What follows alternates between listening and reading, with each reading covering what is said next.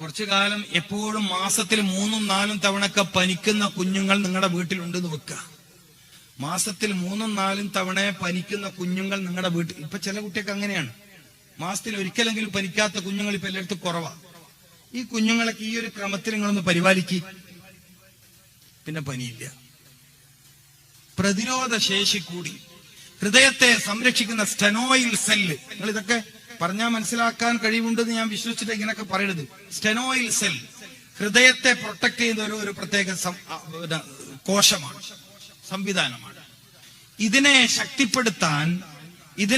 ശക്തിപ്പെടുത്താൻ കുളിച്ചിട്ട് നെഞ്ചത്ത് തോർത്താതിരിക്കണം. നെഞ്ചത്ത് വെള്ളം അവിടെ ഉണങ്ങണം. ആദ്യം തന്നെ തോർത്തൽ ഇടുക.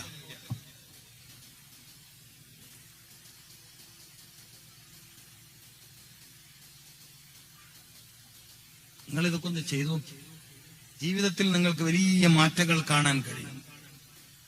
വെള്ളത്തെ കുറിച്ച് നമ്മൾ ഒരുപാട് പഠിക്കാനുണ്ട്.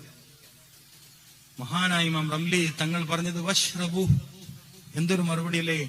ഒരു ജൂതനായ സഹോദരനാണ് വന്നിട്ട് ചോദിക്കുന്നത്, ഖുർആനിൽ എല്ലാം ചർച്ച ചെയ്തു എന്നാണല്ലോ നിങ്ങളുടെ അഭിപ്രായം, ഖുർആനിൽ പറയാത്തൊരു കാര്യവുമില്ലെന്നല്ലേ നിങ്ങൾ പറയാറുള്ളത്. അതുകൊണ്ട് റംലി, രോഗം വരാതിരിക്കാൻ നിങ്ങളുടെ ഖുർആൻ വല്ലതും പറഞ്ഞിട്ടുണ്ടോ? മഹാനായ ഇമാം റംലി റഹ്മത്തുള്ളാഹി അലൈഹി പറഞ്ഞത്, കുലൂ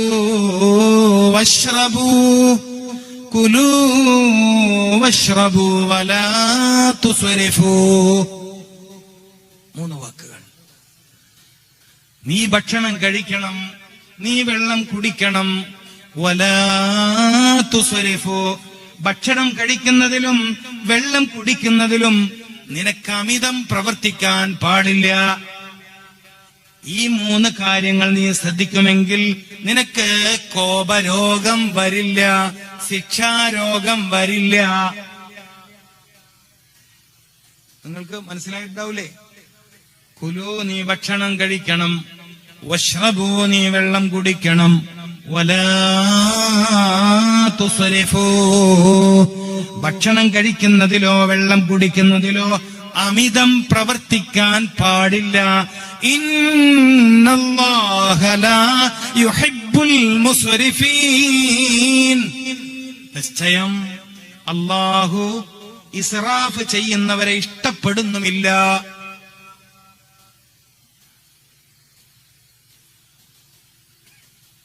അപ്പോ രോഗം വരാതിരിക്കാൻ ഭക്ഷണം കഴിക്കണം. അടുത്ത പോയിന്റിലേക്ക് പോവാൻ, രോഗം വരാതിരിക്കാൻ ഭക്ഷണം കഴിക്കണം. ഭക്ഷണം കഴിക്കണമെങ്കിൽ വിശപ്പുണ്ടാവണം. മദീനായിൽ രോഗികളില്ലാത്ത മദീന കണ്ടപ്പോ അത്ഭുതത്തോടെ രാജാക്കന്മാരെ ചികിത്സിക്കുന്ന റോമിലെ പ്രഗത്ഭന്മാരായ ഡോക്ടർമാര് ചോദിച്ചില്ലേ, എന്തേ മദീനയിൽ രോഗികളില്ലാത്തത്? എന്തേ മദീനയിൽ രോഗികളില്ലാത്തത്? എന്താ മറുപടി? കൃത്യമായി പോളിയോ വാക്സിൻ, ഗർഭം തുടങ്ങിയത് മുതൽ കൃത്യമായ ഇഞ്ചക്ഷൻ. എന്താ പുതിയ കാലത്തെ ആരോഗ്യ പരിചരണം? എന്താ ഈ പുതിയ കാലത്തെ ആരോഗ്യ പരിചരണം? കുട്ടി ജനിക്കുന്നതിന് മുന്നേ എത്ര ഇഞ്ചക്ഷനായി ഉമ്മമാരുടെ ശരീരത്തിൽ കയറുന്നത്, കുട്ടികൾക്ക് രോഗം വരാതിരിക്കാൻ. എന്താ വാക്കല്ലേ? ആയിക്കോട്ടെ, നല്ല കാര്യം, ഗുണപ്രദമാണെങ്കിൽ നല്ല കാര്യം.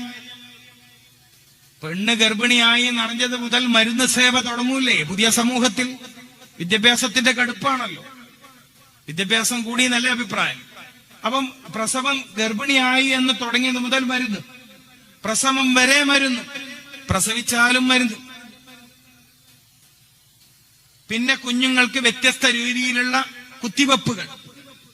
എന്നിട്ടും എന്റെ ചോദ്യം, നിങ്ങളിലെ കഴിവുള്ളവർ മറുപടി തരണം, എന്നിട്ടും എന്ത് മാറ്റം ഇവിടെ ഉള്ളത്? കുട്ടികളെ ചികിത്സിക്കുന്ന ഡോക്ടർമാർക്ക് കഞ്ഞി കുടിക്കാൻ വരെ സമയം കിട്ടില്ല. ചില സ്ഥലത്തിൽ ടോക്കൻ 2 മാസം മുമ്പ് ബുക്ക് ചെയ്യണം എന്ന് പറഞ്ഞതിന്റെ അർത്ഥം നായക്ക് നോക്കാൻ ഇഷ്ടമില്ലായിട്ട് 60 ദിവസം കഴിഞ്ഞിട്ട് നോക്കാന്ന് പറയുന്നൊന്നല്ല, അത്രയും രോഗികളെ കൊണ്ട് നിങ്ങളെ നോക്കാൻ സമയം കിട്ടുന്നില്ല എന്നാ. ചില സ്ഥലത്തിൽ 6 മാസം മുമ്പ് ബുക്ക് ചെയ്യണം, അപ്പോഴത്തേക്ക് രോഗി ജീവനോട് ഉണ്ടായ ഭാഗ്യം.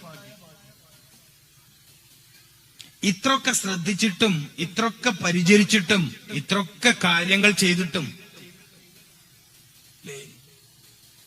എന്ത് മാറ്റാ ഉണ്ടായതെന്ന് ചോദിച്ചാൽ മറുപടി പറയാൻ കഴിവുള്ള ആരെങ്കിലും ഉണ്ടോ?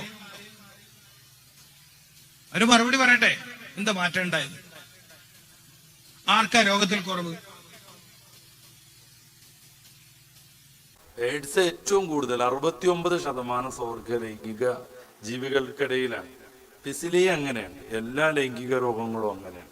ഏറ്റവും ലാസ്റ്റ് പ്രത്യക്ഷപ്പെട്ട മങ്കി പോക്സ് 98% ഗേ, ബൈസെക്ഷൽ, ലെസ്ബിയൻ ടീമിലാണ്. 98%. ഈ എയ്ഡ്സിന്റെ വിഷയത്തിലൊക്കെ 80%, അല്ലെങ്കിൽ മറ്റേ മങ്കി ബോക്സിന്റെ വിഷയത്തിലൊക്കെ 98% എന്ന് പറഞ്ഞാൽ അതിന്റെ ഒരു വലിയ വിഷയം എന്താണെന്ന് അറിയുന്നത്? അമേരിക്കയിലടക്കം 2% ആളുകളാണ് അവർ സ്വർഗ ലൈംഗികതക്കാരാണെന്ന് വെളിപ്പെടുത്തിയിട്ടുള്ളത്. അപ്പോ ഈ 65% ബാക്കിയുള്ള ഒരു 10-35% അതിലെയും കുറെ എണ്ണം എന്തായിരിക്കും? ഹോമോസെക്ഷൽ ടീമായിരിക്കും. കാരണം വെളിപ്പെട്ടോലാണ് ഇത്ര കൂടുതൽ. ആകെ 2% വെളിപ്പെടുത്തിയിട്ടുള്ളൂ. എന്നിട്ട് തന്നെ മൊത്തം ഈ എയ്ഡ്സ് കണക്കെടുക്കുമ്പോൾ 65, 68, 70% ആരാണ്? സ്വർഗ ലൈംഗിക ബന്ധക്കാരാണ്. അപ്പൊ അത് ഒരിക്കലും എന്താവൂല, പ്രകൃതിപരാവൂല. എല്ലാ അർത്ഥത്തിലും അത് പ്രകൃതി വിരുദ്ധമാണ്.